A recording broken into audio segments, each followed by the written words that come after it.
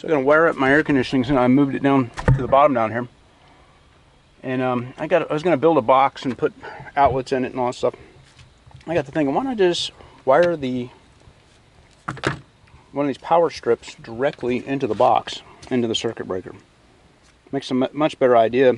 Cable's flexible, it's already built in, it's inexpensive. It costs 1/3 of what I was going to spend on all the other parts. So I'm going to go that route. And what I'm going to do is I'm going to go tin these wires so that the bus bar clamps down on them and they don't like spread out. So there we go. I tin all the wires so that they're nice and stiff now, and the bus bar can clamp down on them a lot easier. Plus this will give me a lot of additional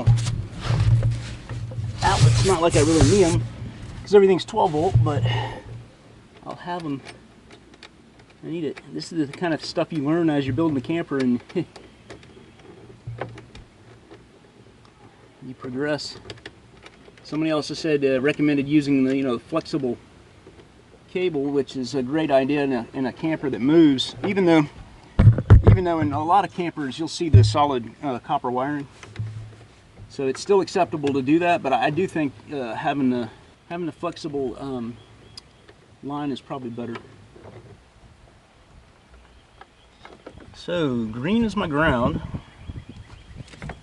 Reason I know that because I already used my meter on this and just checked it out and made the contact, made sure it was the ground. Scared me out of death. It was the drill light, and I saw the light come on. I thought I was shocking myself. That's funny. Well, that's in there good. I honestly don't ever see myself quitting this stuff because this is just fun to me. Sometimes it gets a little tedious, but you're always coming up with new ideas. And that is a lot easier than I thought. Especially when you have the flexible wires like that, it really makes it easy. If I went with lithium batteries, I probably wouldn't have used this box. I probably would have went with a more of a nautical kind of panel. And a separate charger, because the charger that charges the battery, this is made for lead acid batteries and not lithium batteries. So if I ever go lithium, I'll probably change this around.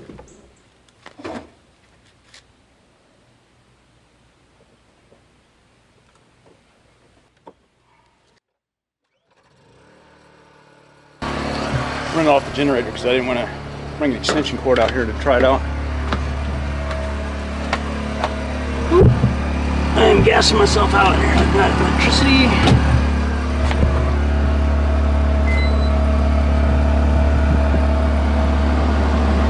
There we go. Good to go. Blowing exhaust right in there.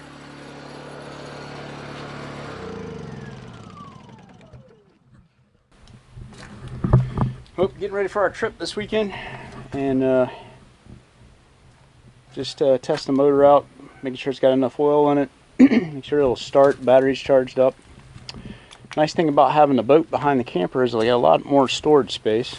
The generator hooked up. I don't think we're going to be taking any showers this trip because it was only 2 days. So I'm probably going to leave the hot water heater off and the gas off. So one thing I just wanted to show you guys that worked out really well, this little piece I bought off Amazon, this right here, it stabilizes the your hitch. This thing used to rattle like crazy and was like super loose.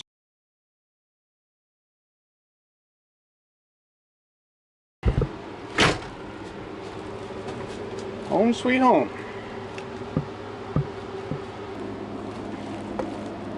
So guys, I had to redo my air conditioning and work on it a little bit. Got a little bit of a problem many of you warned me about, and that is the temperature sensor that is detecting the coolness down here on the bottom. This pushes out cold air. It floats right down to the bottom here, and hits the temperature sensor and it shuts off the air conditioning. And therefore, all the space up in the top up here does not get cool. Y'all warned me about that, and yes, when I had it mounted up in the back here, was a better solution. I have to admit that now. One thing I've done to solve this is I've got a remote temperature sensor right here. You can tell it's 80 degrees in here. And down here, the air conditioner is set to 78. Well, what I can do is I can turn on the remote sensing, and like that, and it will detect what the air is up here according to the remote control. So it's a remote sensing temperature remote control, and it will cool it off until this thing reaches the desired temperature that's on the air conditioner. So that's my solution for that problem. Another problem was, as you'll be able to tell, there's a lot of moisture in the air. You can hear it running inside that air conditioning. And for this reason, it's not a great idea to mount it inside the cab with you, because you have to listen to that water, like moving around all the time. Ideally, I would mount outside of the vehicle and duct. I would duct the intake through a duct, and I would duct the exhaust through a duct into the living space. I think that's the best solution right now. And also have the intake duct, or the sensor in the intake duct, mounted high, so that when it sucks in air, it can tell what the temperature is at the highest level, because all the cold air sinks. You know, cold air weighs more than the hot air, so all the cold air will sink. And also have the exhaust duct blow out at the top also. So those are things I would change about the air conditioning. It works great right now. I've got it tuned to work this way, but it's not the ideal situation. And thankfully, I had this remote sensing temperature. Thankfully, I had this temperature sensing remote that works pretty well in this situation. So right now, you can see it's blinking. It's sending the signal back and forth to the air conditioner and telling it to, hey, cool it off until it gets to 74 degrees. All right. Another negative that I don't like, these things right here. I mean, they work great for, blocking it off, but my design with the bed over here, it made it kind of tight.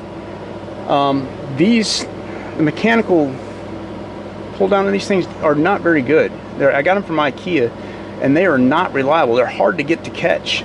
Maybe I got them mounted wrong or something. I have to mess with them a little bit more, but they're kind of a pain. I wish I would have gone with just cloth curtains that you slide back and forth and have them like, blackout curtains on them. If I had to do it over again, that's the way I would do that. Which brings me to this front half, which I got this blocked off because I've been testing the air. Y'all have to bear with me. This place is a mess because, as always, still under construction. So this was a cool idea to have this pull down shade right here, but the same mechanism, the pull down and the latching and all that kind of stuff, it's hard to deal with. And having the seats right here, you have to get it put perfectly straight. You have to pull the seats up, but I'll still have to do it. But what I'm going to do is I'm going to put a shower curtain rod through here, and then I'm going to put blackout curtains right here, so you can just slide them to the side, left and right. I just think it's going to be a better solution, and probably about the same price and everything. But I'm going to undo that because I just think the room darkening, and plus they're thermal curtains. I'm going to put thermal curtains which will block off the heat from the cab, at least hopefully. So I'm going to do that right now.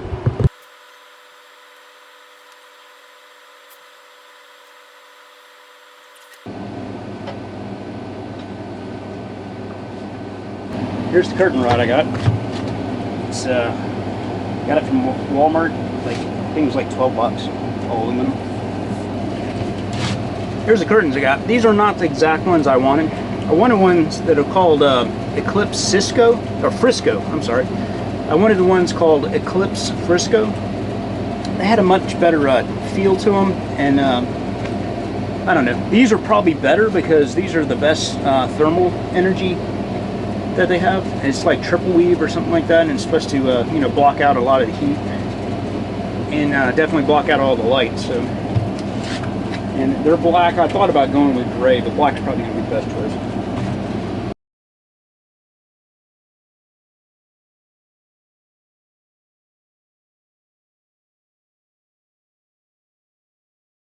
The best quality. I'm not really impressed with it. It's going to be a lot easier to get up in front of the cab and block it out. I like this idea way better than I do my other shade idea. I think I only paid like 12 bucks for those, but yeah, 12 bucks for the curtain, $12 for the curtain rod. Not bad. Those are not dark enough though, I'll tell you that right now.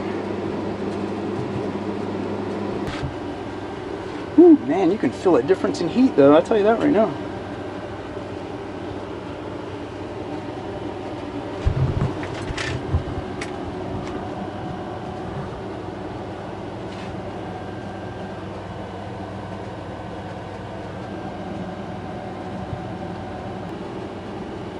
You can just tell surface temperatures. It's a bunch of fabric I picked up from a mill, and this is $10 a spool. Pretty cheap stuff. Looks like it's going to be perfect to block out light. So.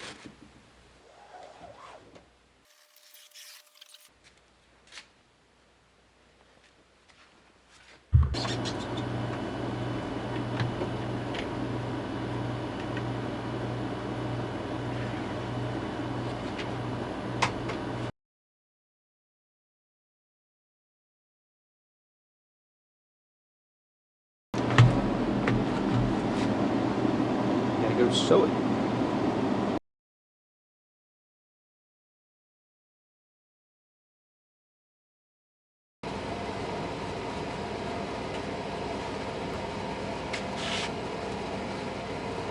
Nice and dark. Can't even see through it. Just the right size. Homemade. So this is what I think about IKEA's shades.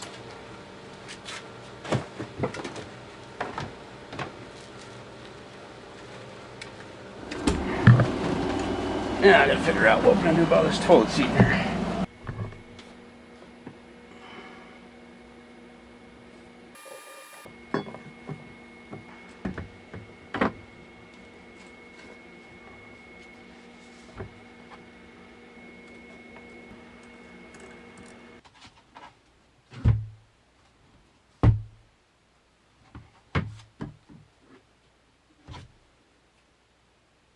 Hey, thanks for watching my channel, and if you haven't subscribed already, please do for future updates. Remember, build it, don't buy it.